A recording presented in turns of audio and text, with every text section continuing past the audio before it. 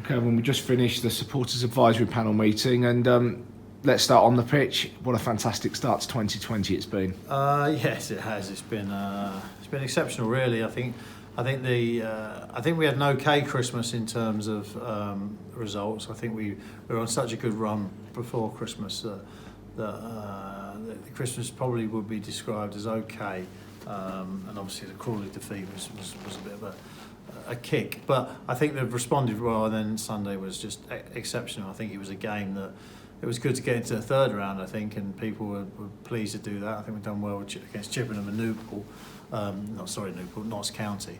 But then you get the Burton draw, and I had a bit of interest because of John Joe being there, and I was actually in the States, but the atmosphere was just watching it on the TV. It was fantastic, and luckily it had the international feeds.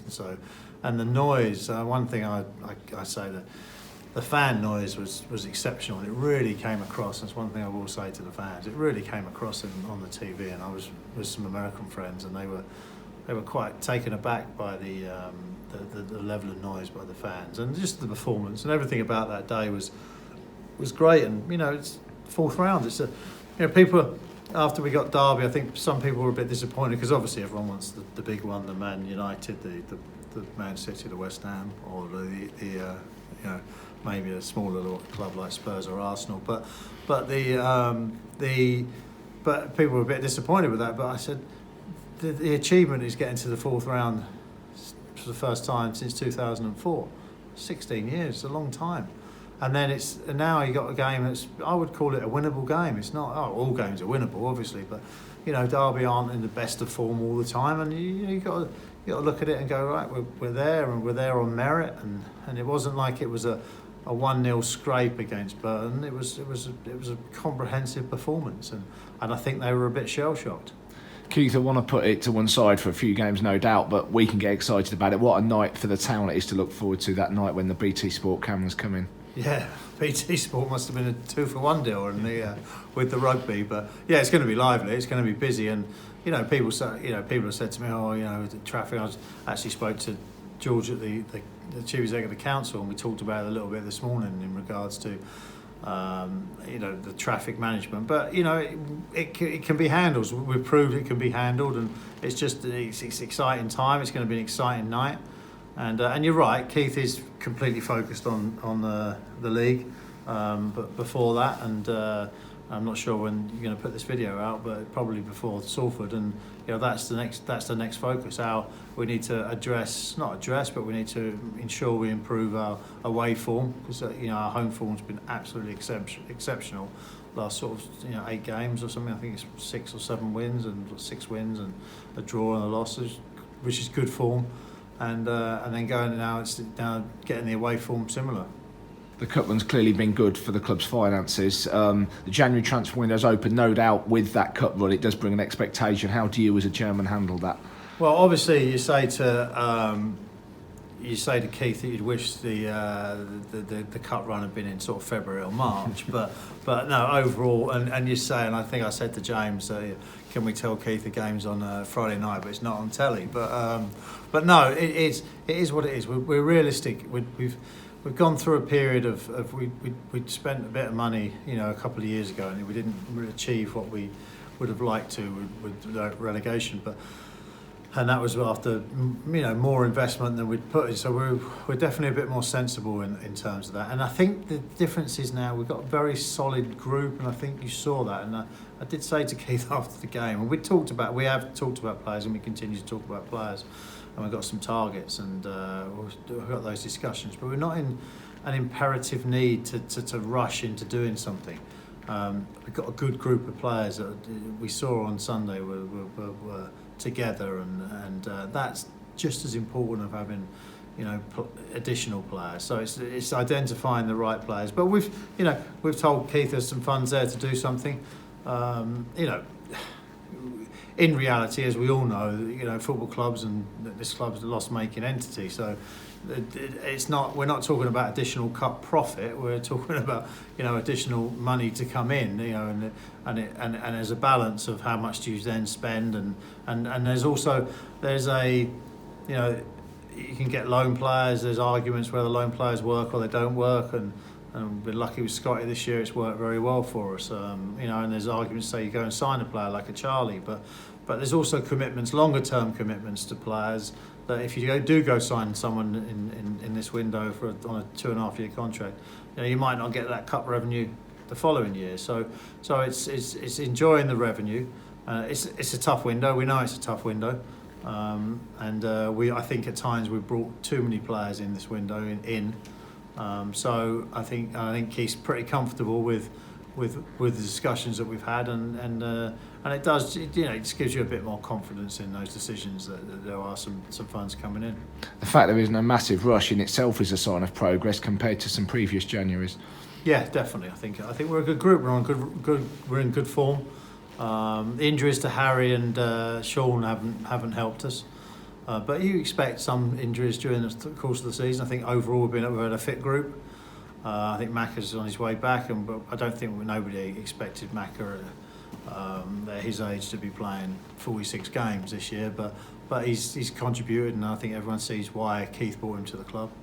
And everyone's contributing, and everyone's excited to come to work and play football. So we're looking forward to the next sort of 22 games, 23, 24, depends how far we go in the cup.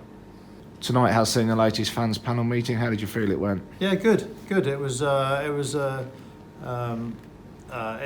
always good to get the interesting opinions of fans and different opinions. I think we talked about safe standing and the consultation of that, and the challenges of formulating an opinion on that, and I think James and the team are going to go away and have a bit more discussion about what direction that goes, and I don't think there's a overwhelming opinion either way from on that, and that provides its own challenge. So we talked about a little bit the PDQ machines and how that came out of the panel previously as a suggestion, and we've put that into place. Obviously, we talked about the football because that's what people like to talk about, and we talked about the stand. So I gave people a bit of an update on that, and I even showed them a few plans that we had kicking around that we've had since from the start. So it was just interesting to get some opinions, and that's what it's for. It's not about numbers. It's about people coming along and talking and giving us their opinion on And another suggestion was maybe some rows, not just safe standing, but some rows, hand rows on some of the stairs. So we're going to go look at some of those ideas and put them into place. It was overly complimentary about what we've done and what the club's improved, and I don't take credit for it at all, because it's you guys, it's the staff that are putting most of this stuff into place. We do seem to be progressing in a lot of areas. For those who weren't at the meeting tonight, what's the latest with the stand? It's what we talked about tonight was about some of the how we share the frustration of me saying, it's another update that says we're making progress, and I think that even the trust of our communication with the council this week that said the same, and the council said the same thing, that there is progress. It's tough for a council because they do have to have more checks and balances, and I think the two pieces of news that just came out in regards to how much money they've spent trying to recover the money doesn't necessarily help, because that adds another pressure. I think the news that the law firm that the NBC and Cambridge councils put together lost money, that came out last week as well. I'm not sure it was picked up locally, but it was definitely in the Law Gazette, and that doesn't help. And the people we're actually talking to legally have had their own challenges.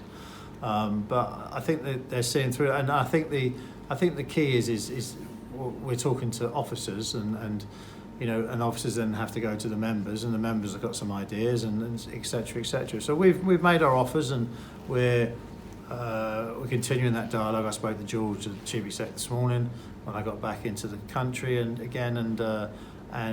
we progress matters, but is it at a speed that we'd want? No. Is it at a speed the council would? Probably not. Is it at a speed the fans want? Absolutely not. So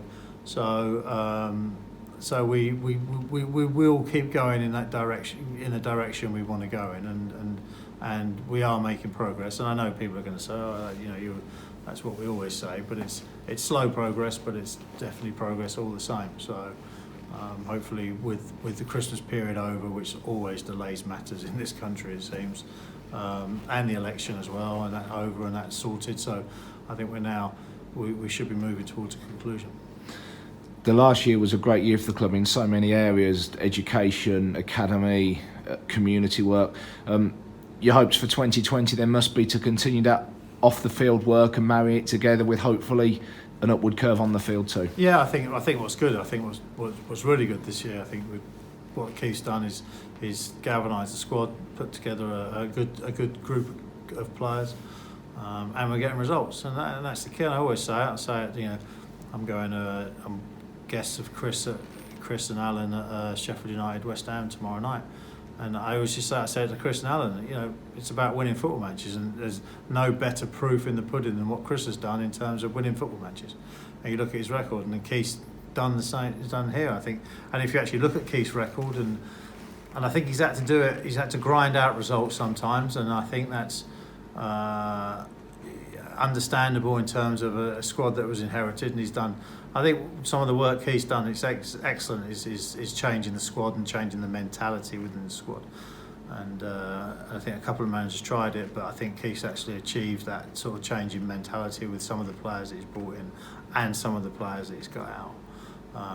And we got to give him credit for that. And I think you look at his record, and then off the pitch, we continue these stands of frustration, but we'll continue to work on that, and we'll take the criticism. But that's just the way it is. That's what owning the football club is, and I'm sure the next couple of months we'll talk more about that.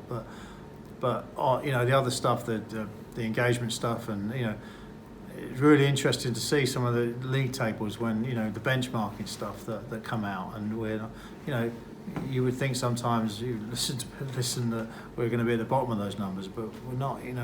We're in the top. We're in the top 20s. We're in the top 25s, and some of the stuff engagement. It was really pleasing to see that where we were when the engagement benchmarking came out in terms of what we do with fans, and it's not just about me communicating with the fans. It's about senior people in the club. Keith, it's just James, but it's also what we do on social media. And I think we got a fantastic benchmarking on social media this week.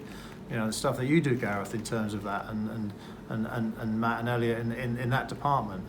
And then it's all about it's coming together, and things like Derby are an example of that. Talking to the people in the office today, there's a level of excitement that they haven't seen for a few years. And it's great. That's what we need. That's what it's all about. And that's going to be a fun night. And hospitality is almost sold out. And I believe, and tickets will go on sale. And I think they'll do really, really well. So it is bringing it all together. So hopefully, Happy New Year to everyone. And we're hoping for a very successful one here at Northampton.